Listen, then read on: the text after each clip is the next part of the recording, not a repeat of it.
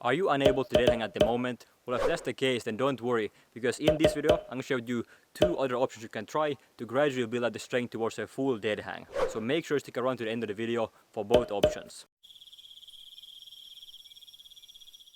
Alright, so option number 1 is going to be a banded deadhang. So you're going to be using one of these fancy resistance bands right here, and this is going to allow you to hold on to less of your own body weight because the band is going to assist you by pulling you upwards. So what you're going to do is you're going to create a loop with the band around the bar, put one foot in the band, and then after that you put the other foot in the band, and then you're just going to hang there holding on to the bar. Now the stronger the band you use, the easier it will be, so the more assistance you will get from the band, and the lighter band you have, the harder it will be. So the more of your own body weight you're going to be actually holding on to. Now the one issue I have with doing a banded deadhang is that at the very end of the set, when you're holding on so long that your grip is about to fail, and in that case it might be difficult to actually get safely on the ground again, depending on the height of your pull-up bar. So if you decide to go with the banded deadhangs, then I recommend that you do it on a pull-up bar that's not so high, so that you can safely just put both of the feet on the ground and then after that remove the band. So that's why we have another option that might be a little bit better for you,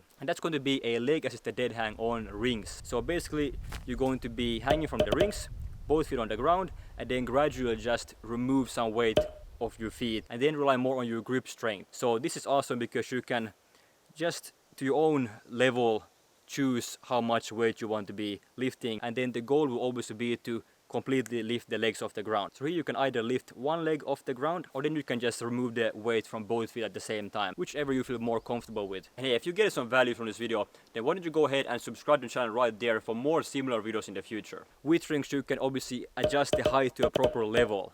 So if you will do this on a pull-up bar, you need to have a pull-up bar that's exactly a correct height. So if you have a bar that's way too high, it might be difficult to do this one unless you find a chair or something that's going to help you with that. But with gymnastic rings, it doesn't really matter how high the bar is, because you can always lower the rings so that they are going to be on a proper height for you. So you can choose either one of these options. I will probably lean more towards the leg assisted deadhang on rings, because that allows you to in the moment adjust the resistance that you're holding against. So now that you're on the right path with your deadhangs, you might be interested in taking your deadhangs to the next level. So I highly recommend for you to have a look at this video right here that's going to teach you how to perform deadhang pull-ups. That's it for this video, guys. Hope you found it helpful, and if you got some value from this, then please go ahead and leave this video a like. It's highly appreciated, and subscribe to the channel for more tips on how to build a warrior body with primal training. Thank you so much for watching, and I will see you in the next video. Bye bye.